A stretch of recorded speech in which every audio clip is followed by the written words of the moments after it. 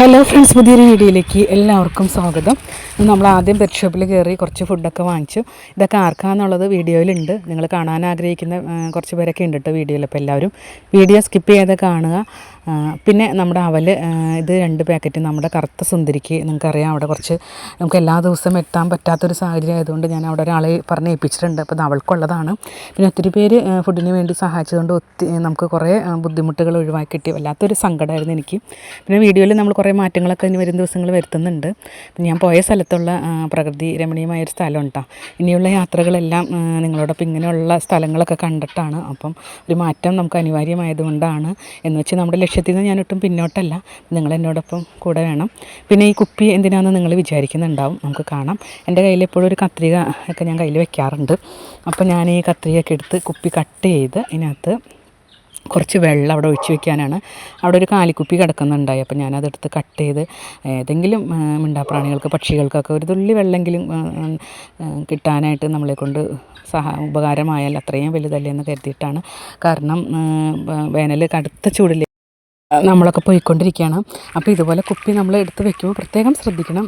Petrol വാങ്ങിച്ച കുപ്പിയോ അല്ലെങ്കിൽ വേറെ എന്തെങ്കിലും ആണ് നമ്മൾ മണത്തൊന്ന് സ്മെൽ ചെയ്ത് നോക്കിയിട്ട് വേണം വെക്കണമെന്നുണ്ടെങ്കിൽ. അല്ലെങ്കിൽ ചിലപ്പോൾ അതുങ്ങളുടെ അതിന് ആരോഗ്യത്തിന് ഹാനികരമാവും. അപ്പോൾ ഈ പോകുന്നത് നിങ്ങൾക്കറിയാലോ ഇത് ഏത് സ്ഥലമാണെന്ന്. നമ്മുടെ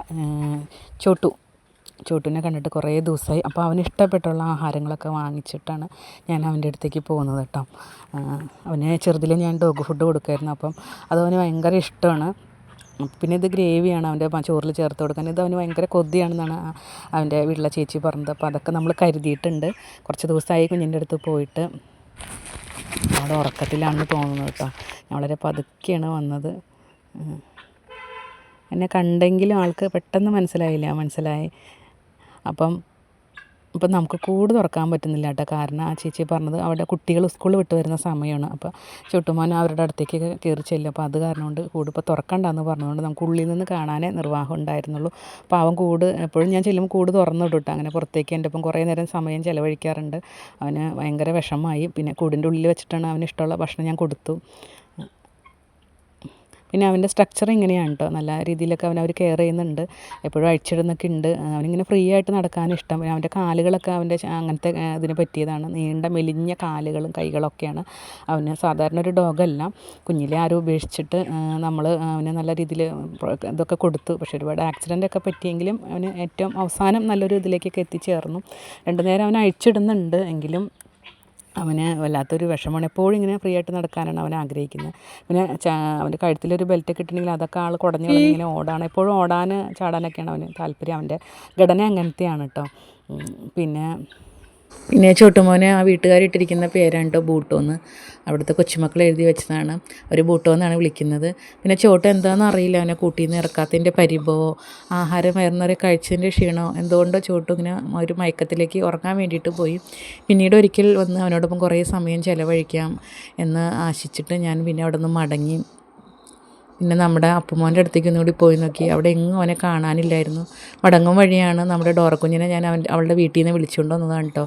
ഗേറ്റിൻ്റെ അടുത്ത് കിടക്കുമായിരുന്നു തലയും വെച്ച്. അപ്പോൾ ഡോറയ്ക്ക് ആഹാരമൊക്കെ കിട്ടുന്നുണ്ട്. വീടൊക്കെ ഉണ്ട്. ഒരു അമ്മൂമ്മയൊക്കെ ഉണ്ട് കേട്ടോ. അവൾക്ക് വലിയ വീട്ടുകാരിയൊക്കെയാണ് ഡോറയെ ആദ്യം കാണുന്നവർക്ക് വേണ്ടിയിട്ട് നമ്മളിവിടെ വന്ധീകരിച്ചതാണ് കേട്ടോ. ആരും ഉപേക്ഷിച്ച് കളഞ്ഞ കുഞ്ഞാണ്. എല്ലുന്തി വയറക്കൊട്ടി വല്ലാത്തൊരു അവസ്ഥയിലാണ് കുഞ്ഞിനെ കണ്ടത്.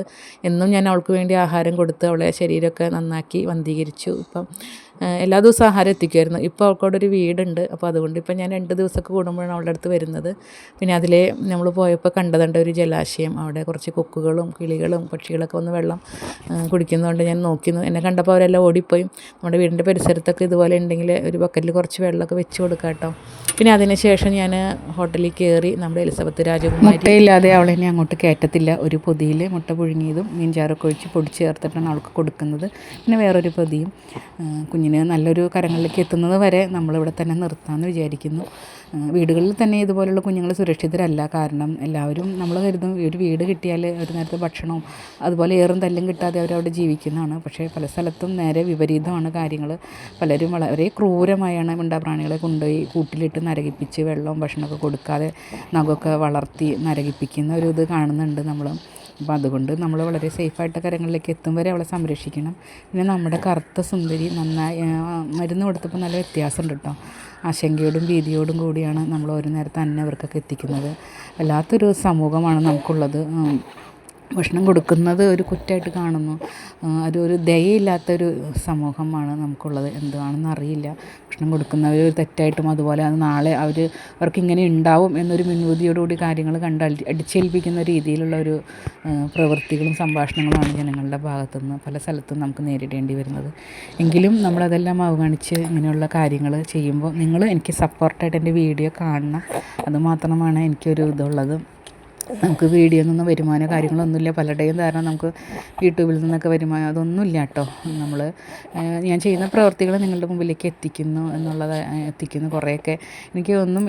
പലതും എനിക്ക് എത്തിക്കാൻ കഴിയുന്നില്ല എൻ്റെ സാഹചര്യം കൊണ്ട്. പിന്നെ ഇവൾ ഭയങ്കര മടിച്ചാണ് കേട്ടോ. മടിച്ചിക്കോതയാണ്. എപ്പോഴും ഇരിപ്പും കിടപ്പുമാണ്. ആദ്യകാലങ്ങളിൽ ഭയന്നിട്ടാണെന്ന് വിചാരിച്ചു. പക്ഷേ ഞാൻ എപ്പോഴും ചെല്ലുമ്പോൾ അവൾ കിടപ്പോ അല്ലെങ്കിൽ ഇരിപ്പൊക്കെയാണ്. പിന്നെ അവിടെയുള്ളവർക്ക് ഇവളെ കൊണ്ടുപോകുമെന്ന് പറയുമ്പോൾ ഭയങ്കര വിഷമമാണ്. അവിടെ ഇത് പുകയില്ലാത്ത അടുപ്പുകൾ ഉണ്ടാക്കി വെച്ചിരിക്കുന്ന ഒരു ഇതാണ് കേട്ടോ. അപ്പോൾ അവൾക്ക് കിടക്കാനോ പിടിക്കാനൊക്കെ സ്ഥലമുണ്ട്. പക്ഷേ കുറച്ചൊന്നും അങ്ങോട്ടും ഇങ്ങോട്ടും നീങ്ങുന്നതല്ലാതെ അവൾ അങ്ങോട്ടും ഇങ്ങോട്ടും ഓടെ ചാടെ അങ്ങനെയൊന്നും കാണുന്നില്ല കേട്ടോ. ഭയങ്കര മടിച്ചിക്കോതയായിട്ട് എനിക്ക് തോന്നുന്നത് നമ്മുടെ എലിസബത്ത്. പിന്നെ അവർക്ക് അവളെ കൊണ്ടുപോകുന്നതിൽ വല്ലാത്ത പ്രയാസമാണ്. ഒരു മാസത്തിൽ കൂടുതലായി. അപ്പോൾ അവൾക്ക് കൊണ്ടുപോകുമെന്ന് പറയുമ്പോൾ അവിടെയുള്ളവർക്ക് ഭയങ്കര ഒരു പ്രയാസമാണ്. അവരും അവളെ സ്നേഹിക്കുന്നുണ്ട്. ഇടയ്ക്ക് അവൾക്ക് ബിരിയാണിയൊക്കെ അവർ വാങ്ങിച്ചു കൊടുക്കുന്നുണ്ട് കേട്ടോ. ഇപ്പോൾ അവളൊന്നും കൂടി തടി വെച്ചു. നമ്മൾ നല്ല രീതിയിൽ ആഹാരമൊക്കെ കൊടുത്ത് നല്ല മിടുക്കത്തിയായിട്ടിരിക്കുന്നു. പിന്നെ കണ്ണപ്പത്തി എളിഞ്ഞിട്ടുണ്ടല്ലോ. ഒന്നേ നീയേ വാ ഓടിയാ ഓടിയാടി ശശു ദിയേ.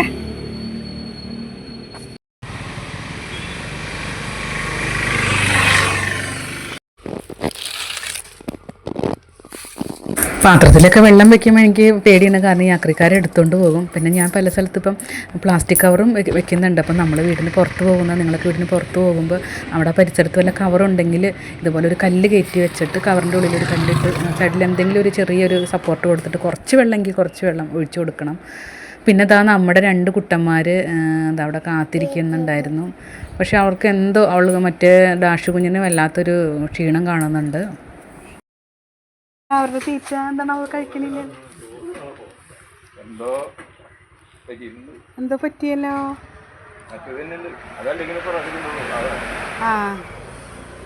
എന്താ പറ്റിയത്? കഴിച്ചോ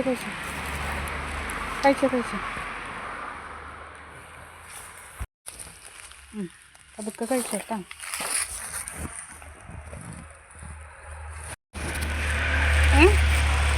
വയ്യായി ഉണ്ടോ മോന്?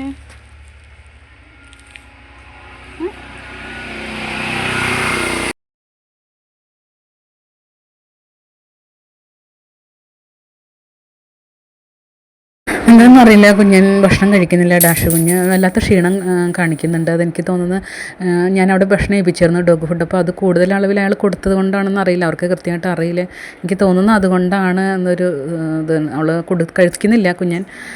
അപ്പോൾ എല്ലാവരും വീഡിയോ സ്കിപ്പ് ചെയ്യാതെ കാണുക. അപ്പോൾ ഞാൻ അവൾക്ക് ഡാഷ് കുഞ്ഞിനൊരു മരുന്നൊക്കെ വാങ്ങിച്ചിട്ട് വരണം.